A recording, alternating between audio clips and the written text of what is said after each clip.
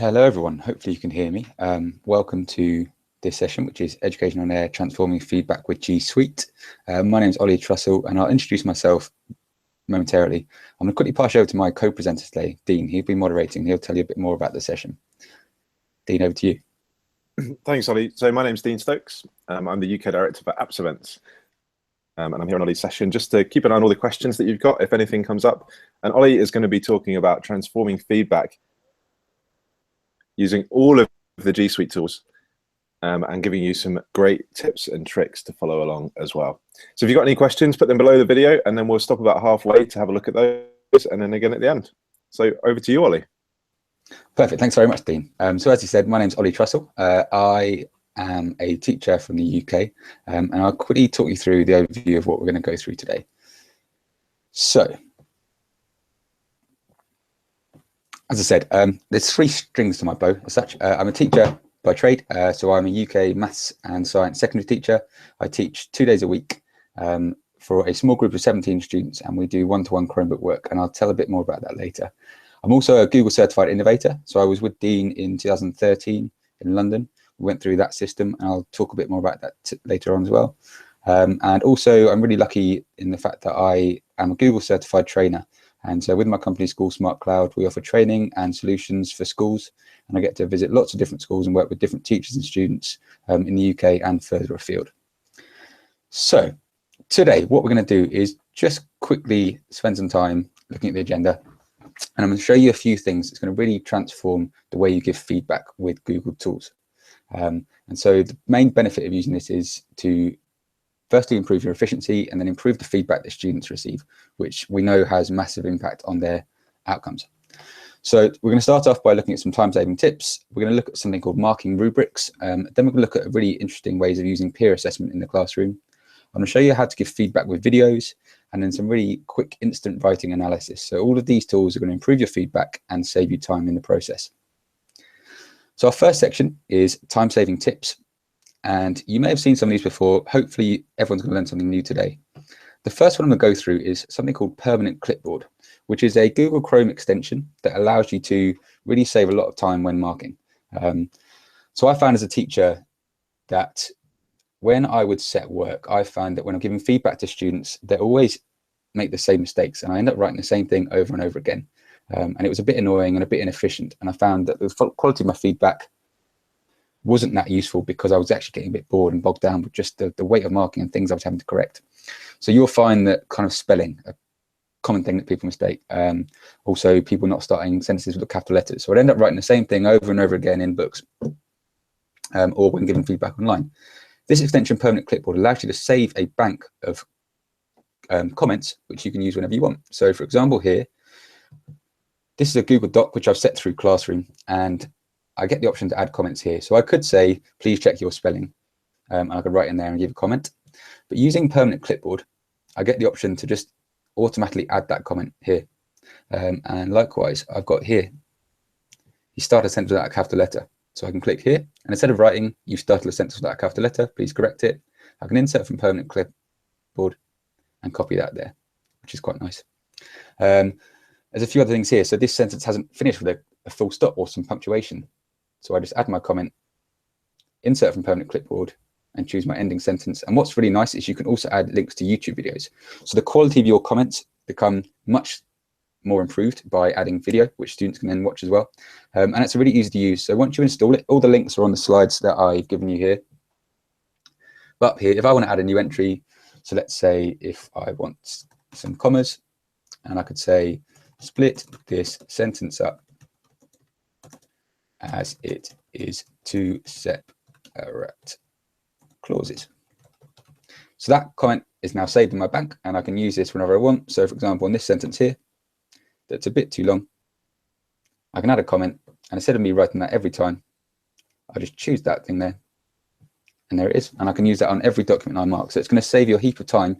You can end up marking a load of essays in sort of 30 seconds each as opposed to 3 or 4 minutes. So think about the time you can get back there. The next thing I'm going to show you is something called voice comments. So this is if you don't want to write, you'd rather write an extended piece of comment to a student. Instead of actually writing it, you can just record your voice. And so there's an extension called Read and Write by a company called TextHelp, and it's a free extension. And so I'll quickly show you this again. And so when you install it, you get this banner here, and it does loads of other amazing things. So for students who struggle with reading, it can read back bits of text to them.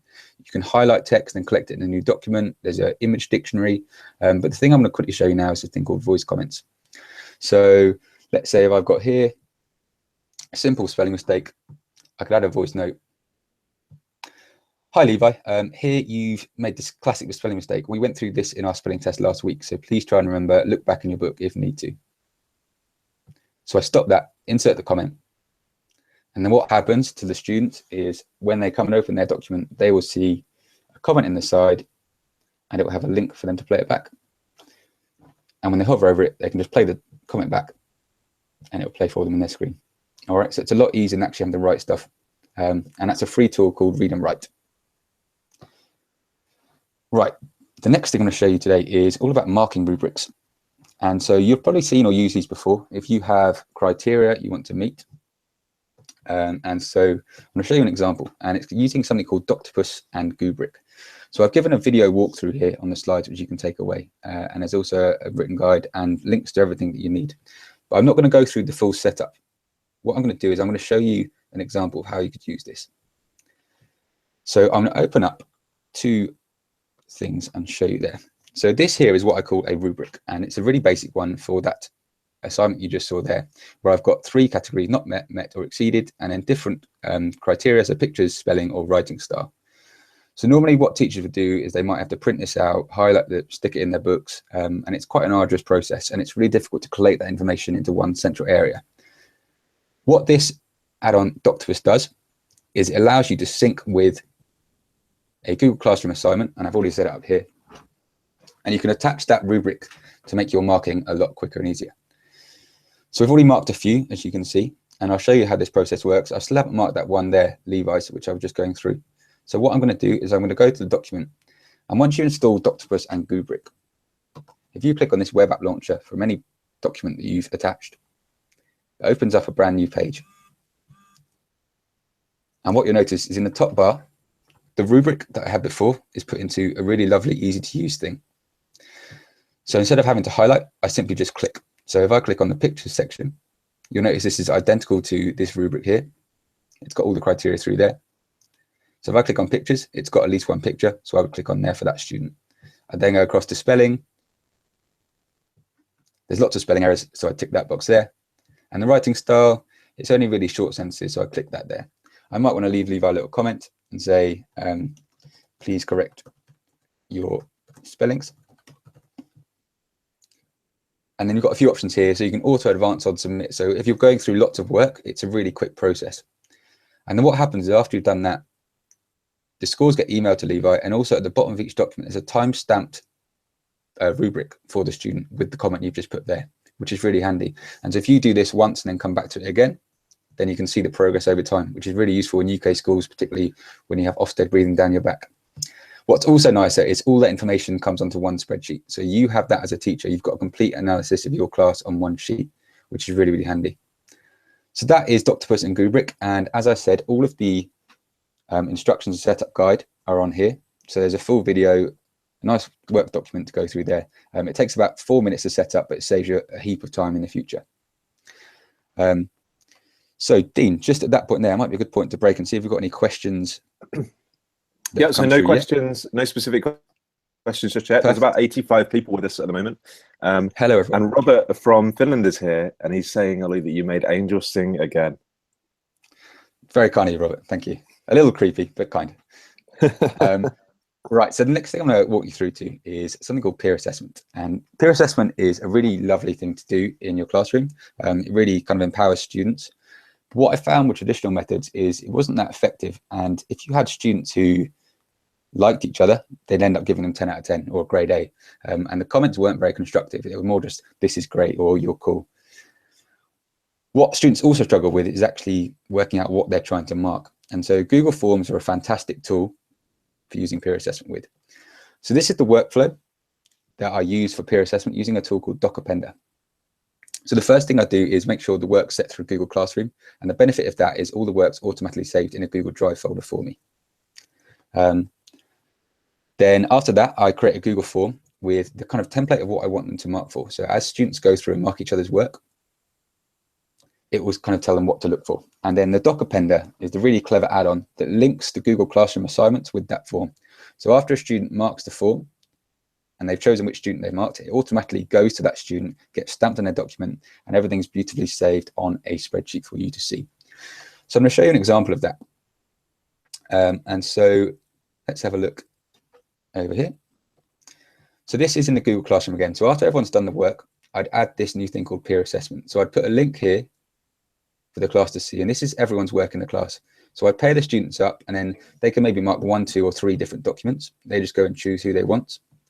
And then this is the Google form they would fill in.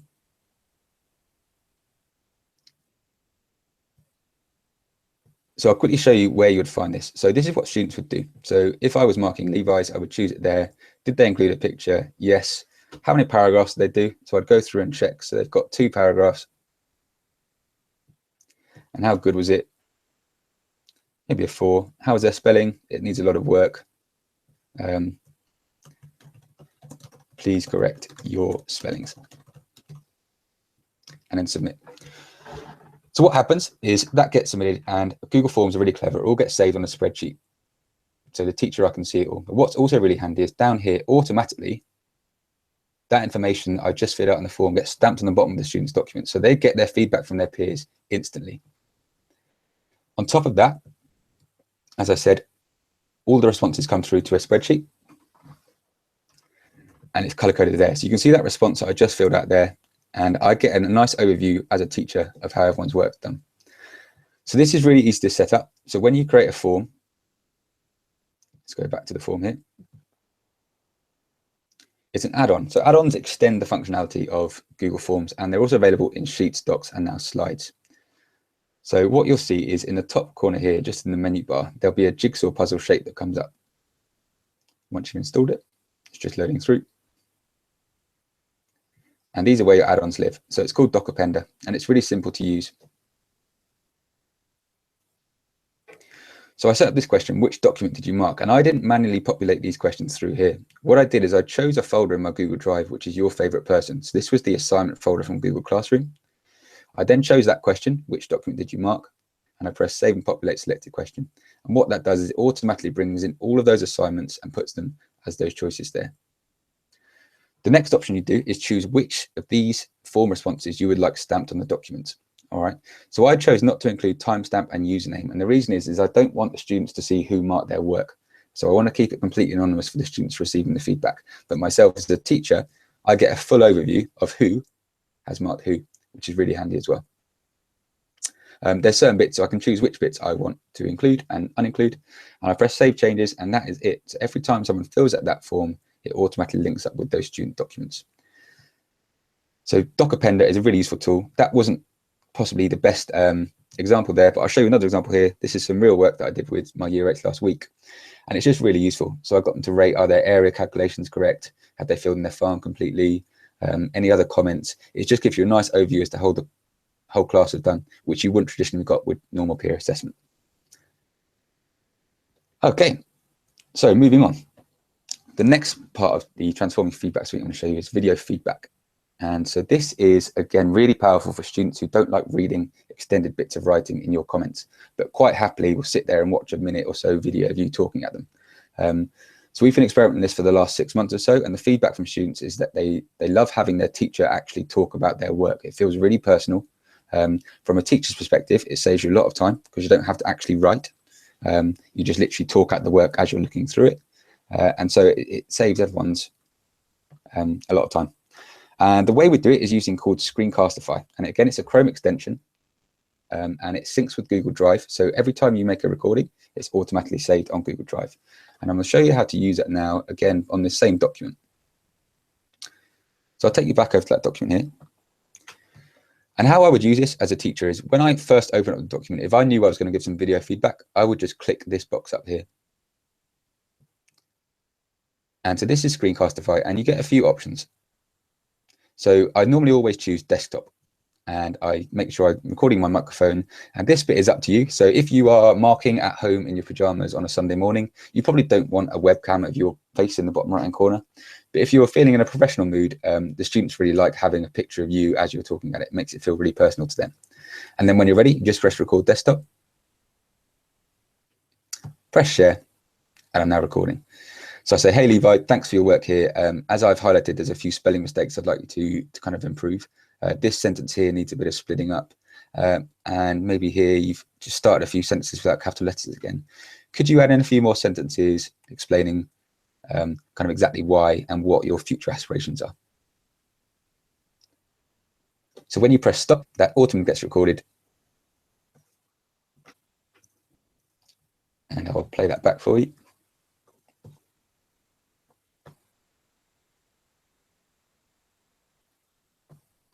And we are not going to have sound on here, but essentially you get the idea. You play it back. There's a picture of you in the bottom right hand corner, and the students love it. All you have to do to share that with the students is take that link, and that's automatically copied to your clipboard. And then I can come in here, and wherever I want, just put a link to video feedback and paste it in. So they've now got a link that goes direct to that video, and it plays automatically for them. So on extended pieces of work, it's really, really useful. It's great also if you want to show exemplar work, so really good and bad pieces of work, and then share those with the class so they can see what you're talking about with different pro forma. And that is video feedback there. It's really easy to use. And the final thing I'm going to show you today is something called instant writing analysis. So this is an add-on that I designed to save teachers a lot of time when they're marking extended pieces of writing. It can also be used on short pieces as well. And it's an add-on called Essay Metrics. And it's a Google Sheets add-on. And what it does is it pulls in lots of key information and metrics about Google Docs that you set through Google Classroom. And so I'll quickly show you how this works. The link to the add-on I've left on the slides there, but you can also get it through the add-on store here. So you just press add-ons, and I've already installed it, so it will show my list of add-ons. Essay Metrics, and get file information from, and I choose Google Classroom assignment.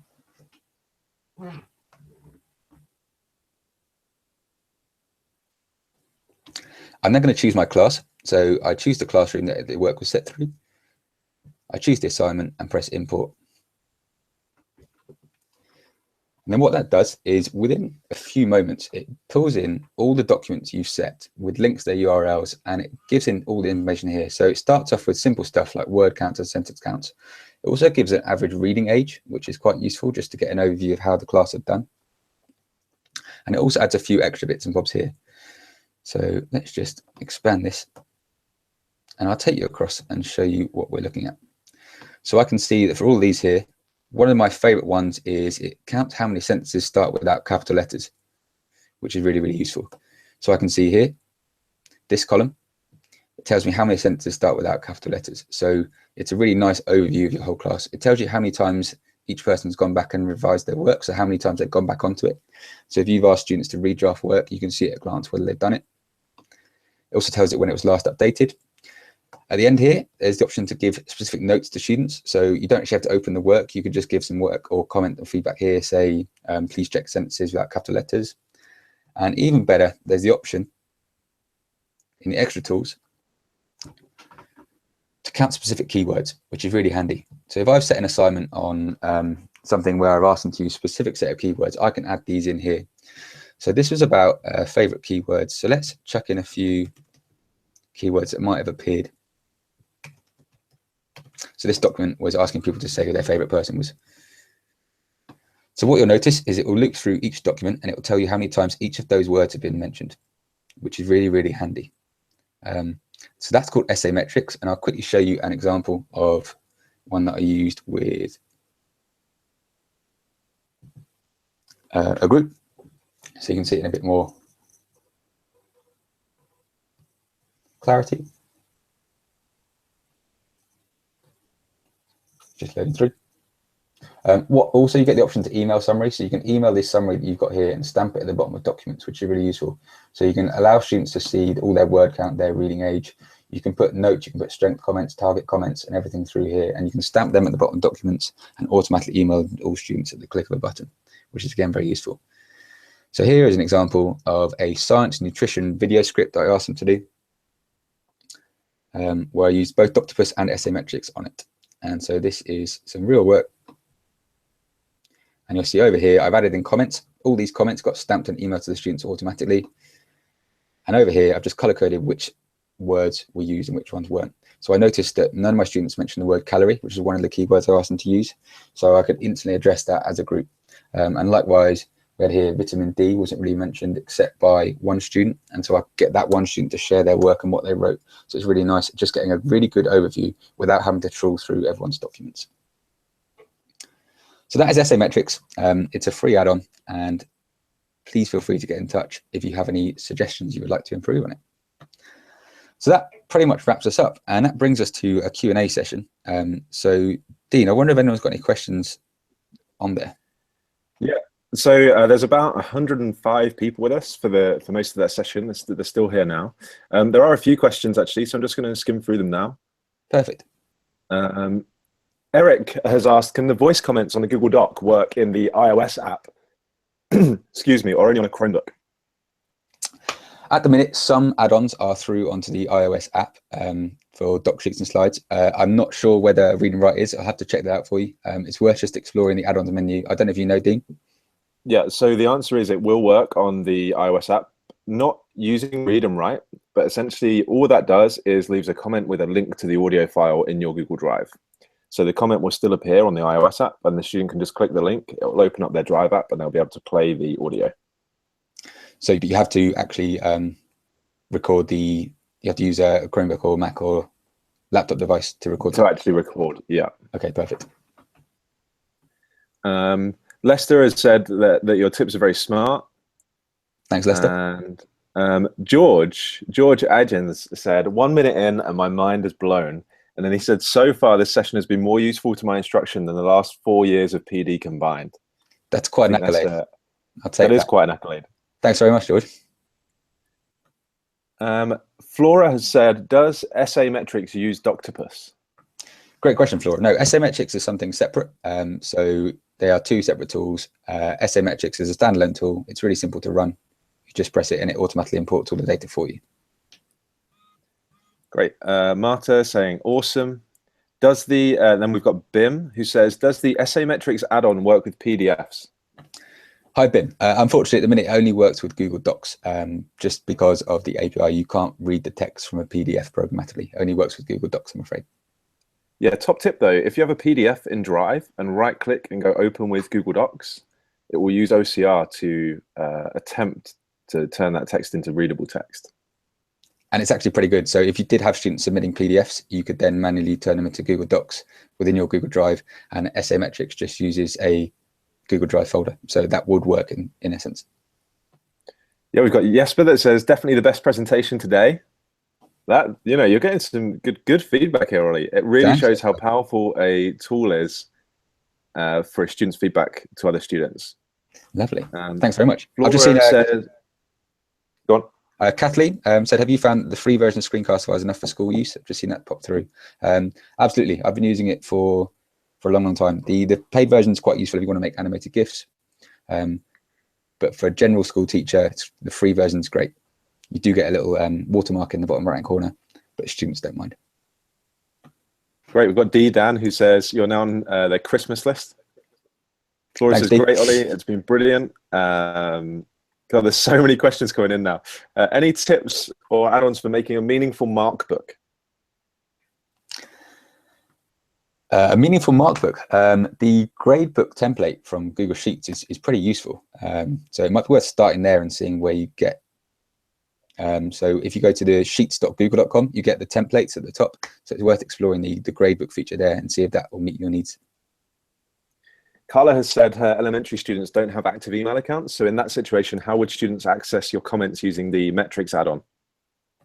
Perfect. So using SA Metrics, it will email, but it also stamps the comments at the bottom of the document. So even though there's no email, they'll still be able to see their feedback and comments at the bottom of the document. Great. Rosemary says, thanks for multiple examples. Dale says the doc appender trick is bananas in capital letters. Lovely. Other fruits are available. Oh, so with PDFs, BIM has said there's also DocHub. So if anyone's interested. Andrew Stillman is with us. Andrew, nice job, Ollie. Great to see Doctopus still making a difference. Andrew's the creator of Doctopus, for those of you watching that don't know. Now working with Amplified IT to make some awesome add-ons. Thanks for popping in, Andrew. So I think that looks like all the questions right now. That was a great presentation, Ollie. Thank you so much. And as you can see, everyone enjoyed it. Lovely. Dean, thank you so much for moderating. As I said, keep those questions coming in and I'll get back to them and keep plowing through. This presentation will be available immediately after the event and the slides will stay up available for you. Dean now is presenting at 2:30 on Google Cultural Institute. So if you'd like to switch over and join him, I'll be moderating for Dean. So if Dean has to switch off now, that's no problem. I'd like to thank him for co-moderating. So as I said, thanks very much for joining me today. We've got one more session of the UK view, but then don't forget there's the Americas coming up later on this evening if you're in UK, or if you're in America, it will be a more reasonable time for you. And that's pretty much it from us. So within the next hour or so, this will be able to watch back again live. Thanks very much for popping in today. Thanks again, Dean. Thanks, everyone. Well done, Ollie. Thank you.